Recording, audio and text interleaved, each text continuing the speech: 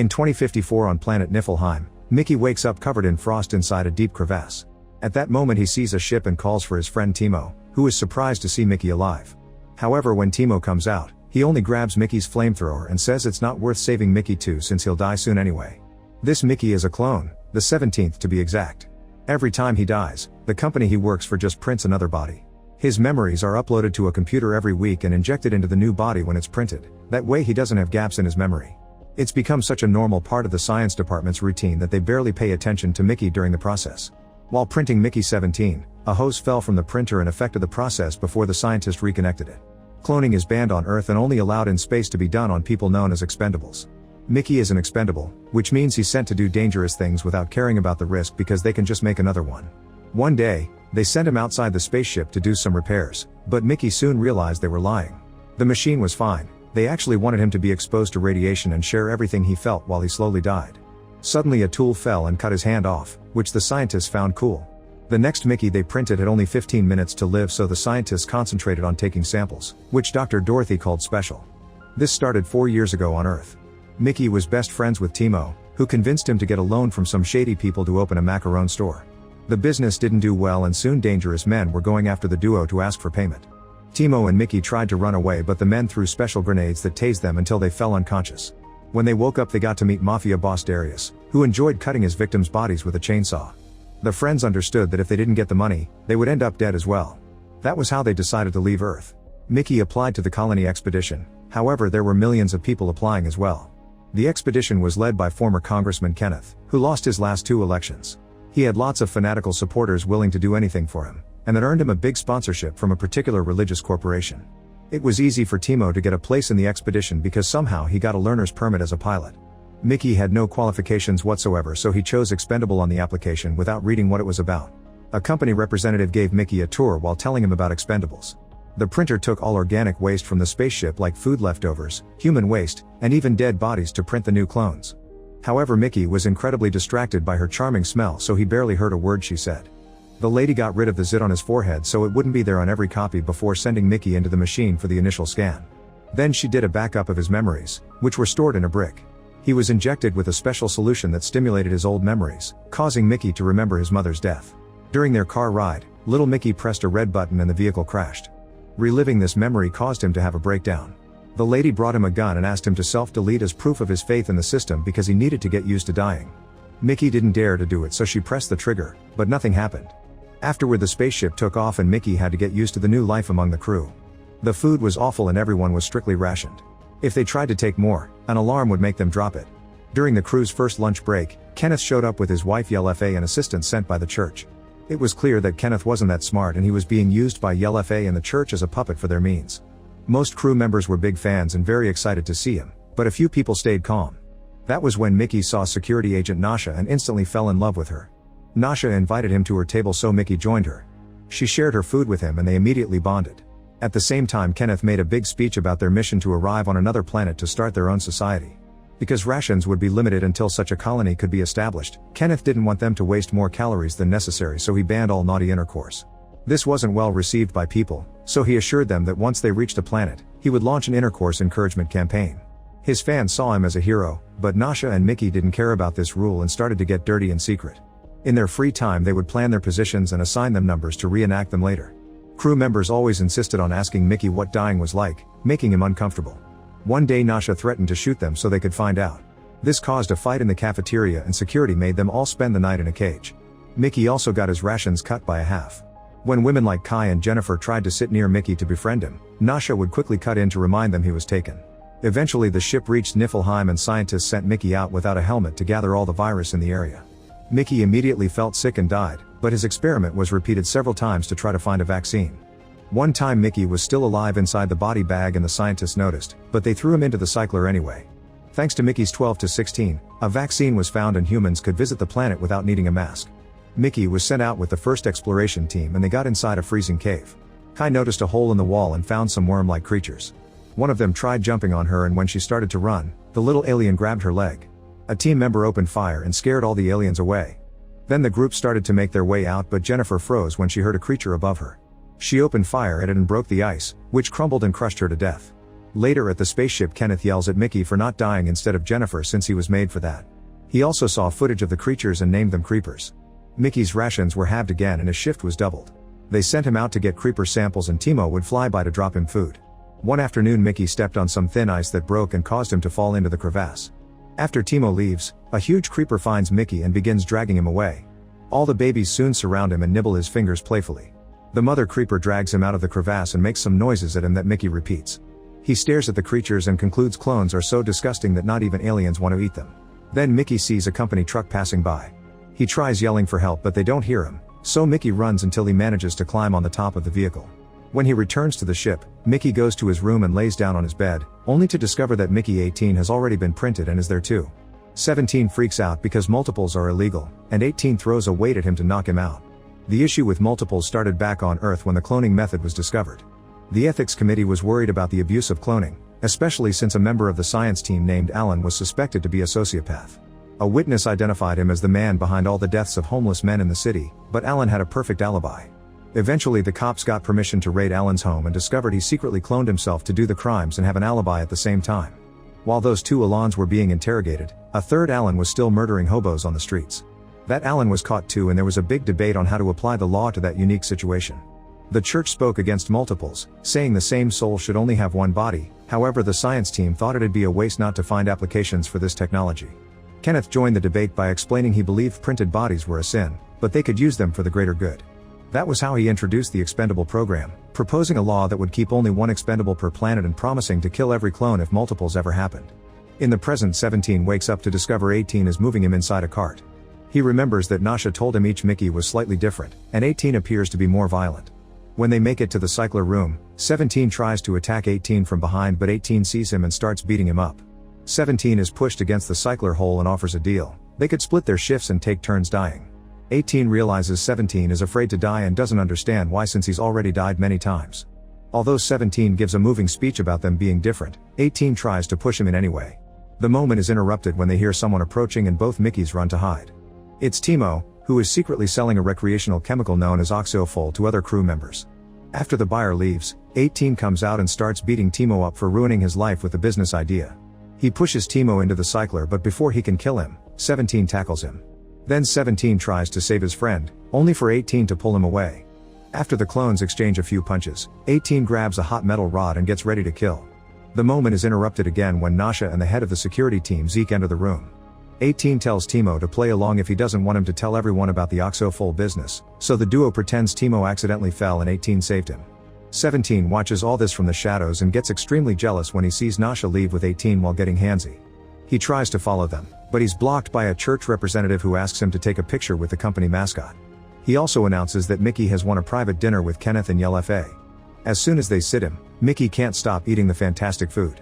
After Kenneth apologizes for his reaction to Jennifer's death, Kai also joins the dinner. The couple apologizes to her for Jennifer's death and tells her about their future plan. They want the colony to be pure blood only and Kai fits that description, so they want her to make babies. Other colonies use chips in inseminated baby embryos, but they don't approve of that method. Suddenly Mickey throws up all over the floor and the science team immediately rushes into the room. They notice the rash appearing on Mickey's neck and conclude the experimental growth hormone on the meat has caused this. The science team has been developing a special medicine and they inject Mickey with it, but he just stumbles around until he collapses in unbearable pain. Kenneth thinks it'd be more humane to kill him and Yell FA moves her carpet to avoid bloodstains. Kai thinks it's crazy that Mickey is being treated like this, but Kenneth reminds her Mickey is just an experiment. Mickey asks not to be shot because he's feeling better and Kai takes him away. In Kai's room, Mickey notices pictures that reveal Kai and Jennifer used to date. Kai asks Mickey what dying is like since she wants to know what was like for Jennifer. Mickey admits it's scary and he hates it. Then Kai tries to get affectionate with him, but Mickey panics and runs. When he makes it to his room, Nasha immediately recognizes him as 17, implying 18 already told her. She uses her lipstick to draw the numbers on the clone's chest while giggling like crazy. 18 is more friendly too and 17 notices an empty bottle that confirms they took oxofol. An argument ensues between the clones but Nasha stops them, saying that they can share the chores and the food. Then Nasha brings the clones to bed so they can get naughty together. As the trio is starting to have fun, Kai walks into the room and sees everything. Without saying a word, she walks out and Nasha runs after her.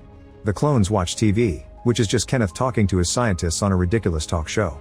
18 throws his drink at the screen, growing angrier as 17 tells him what happened during dinner. He grabs Nasha's gun and leaves the room, ready to kill Kenneth. Meanwhile, Nasha reaches Kai, who wants to report the multiples because they're illegal. Kai explains she can be silenced if Nasha agrees to give her a Mickey, but Nasha freaks out, saying Mickey isn't a toy to be shared around. Their argument is interrupted when 18 runs by and 17 comes after him, telling the women that 18 has a gun. At the cafeteria, a laser machine is cutting a huge rock in half to reveal the black diamond inside. 18 hides in the crowd and gets ready to shoot, only to be tackled by a Kenneth fan. At that same time, a creeper comes out of the rock and everyone panics. People begin running while Kenneth climbs on a table to shout orders about sterilization and capturing the monster alive. The scientists put on hazmat suits and start running after the creeper to no avail. Kenneth then sees 17 entering the room and tells him to join the chase. When the creeper stops running, 17 tries repeating the sounds he heard the other day, which is noticed by Dorothy. In the meantime, 18 recovers the gun and opens fire, only to get tackled by 17 and Nasha. The bullet scratches Kenneth's cheek and makes a hole in the diamond. When Kenneth tries to complain about multiples, a second creeper comes out and attaches itself to Kenneth's face. Kai and the other guards open fire and shoot the creeper until there's only goo left while the scientists capture the first creature. The baby's cries are heard by the big mother in the crevasse. Minutes later, Nasha and the clones are locked up in the cages. An argument ensues over the creepers and 17 shares what happened in the crevasse, saying the creepers were too disgusted by him. However, Nasha corrects him, saying the creepers actually saved him and saw him off. Suddenly a bag hits the sleeping guard on his head. It turns out to be Timo, who sneaks in without trouble because the guard is his client. Timo shows 17 a letter he found on his door, which reveals that Darius' men have followed them to space. Darius is willing to forget about the money if Timo sends him a video of Mickey being cut into pieces with a chainsaw. While the guard sets up the camera, Timo cries and asks 17 to save him since he's going to die anyway. Since Kai calls Timo out for his dramatics, Timo stops begging and tells the guard to tase 17. 18 tells Timo he should take him instead of 17 because he has a higher pain tolerance, but first he asks for some oxofol. When the guard gets closer to give him his, 18 grabs his wrist and hits his head against the bars. At the same time, Nasha steals his gun and tases Timo down. Then she takes the guard's keys to escape the cell and grab the chainsaw, getting ready to kill Timo. At that moment they're found by Zeke and everyone gets arrested again. While the group is moved through the corridors, 17 realizes Nasha always protected him, like the time she asked for a hazmat suit so she could comfort him through a very toxic experiment. When the group reaches the front windows, they discover that all the creepers are now surrounding the spaceship. The scientists are also moving the crying baby, and when Dorothy sees 17, she copies the sounds he made in the cafeteria, which he repeats. She thinks that it's an actual language and she may develop a translator for it. Everyone is taken to the cycler room, where Yellow cuts the baby's tail off just to make a new sauce. Kenneth uses a burning metal rod to mark 18's cheek so he can differentiate the clones. Then he makes a scientist delete the entire memory backup from the brick. Since he complains about the creepers, Nasha says that the creepers are the native inhabitants and the humans are the aliens, while revealing the creatures saved Mickey. However, Kenneth just laughs as he explains the creepers didn't eat him because he's trash food. Dorothy also speaks up, saying her team is developing a translator. The baby on the table spits at Kenneth, who responds by throwing the hot rod but failing. Kenneth begins yelling about things not making any sense and Nasha yells back, to insult him.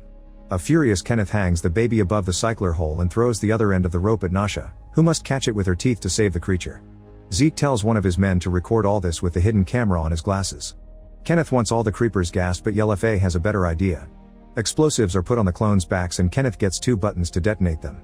Yellow wants them to cut off as many creeper tails as they can and the first Mickey to bring back 100 wins. The winner gets to live and the loser will get killed. On their way out, 17 says this is punishment for the car crash. However, 18 says the car has a defect and the button pushing was a coincidence, so they shouldn't blame themselves for their mom's death. Dorothy catches the boys at the entrance and gives them a prototype translator.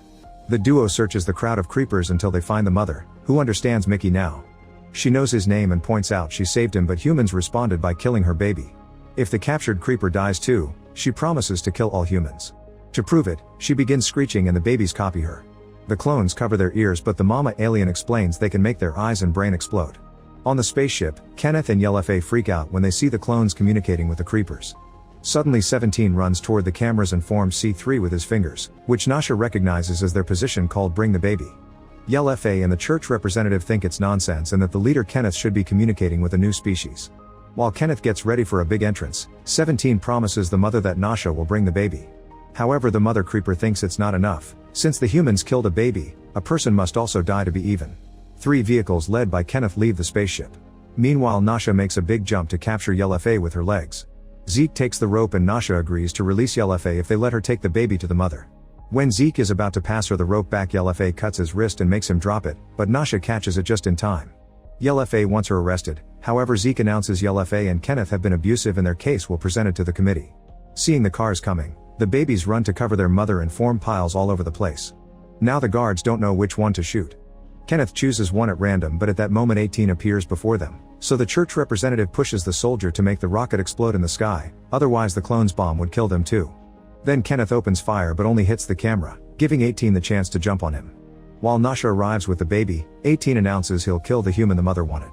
He hesitates for a second and Kenneth tries to manipulate him with fear of death, but 18 presses the button anyway. The bomb kills him and Kenneth at the same time, so the creepers leave in peace. After it's all over, the whole crew is put in jail. Yelfa loses her mind and is sent to a psych ward, where she self-deletes. Timo encounters Darius Man and bites his ear off before throwing him into the cycler, but he gets out on probation under self-defense. The trials for the rest of the crew become a legal and political mess, so after Nasha gets out of jail, she runs for a position on the committee hoping to change the organization. Dorothy finishes the translator and Mickey chats often with the creepers. He discovers that the screeching is just a random noise they make and can't hurt humans. The mother had only been bluffing. 6 months later, Mickey notices someone near the cycler and discovers Yelfa printing a new Kenneth.